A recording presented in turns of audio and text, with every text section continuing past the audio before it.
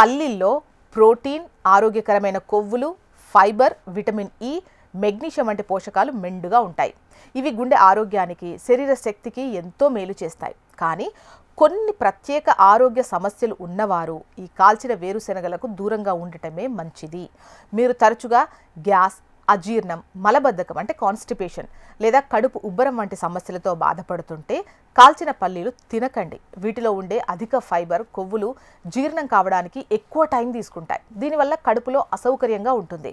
మీరు తినాలి అని అనుకుంటే రాత్రంతా నీటిలో నానబెట్టిన వేరుశెనగలను తక్కువ పరిమాణంలో తీసుకోవచ్చు.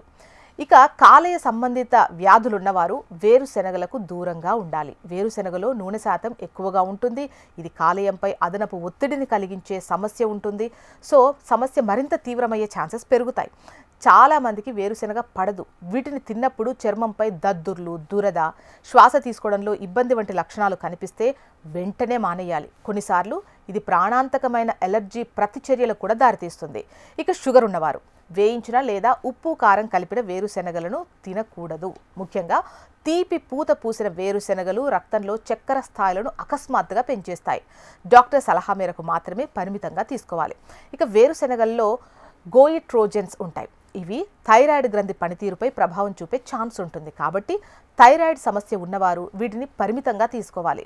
వేరుశెనగలు తినాలనుకునేవారు వాటిని నేరుగా కాల్చుకొని తినడం కంటే నానబెట్టి తినడం వల్ల శరీరానికి పోషకాలు బాగా అందుతాయి.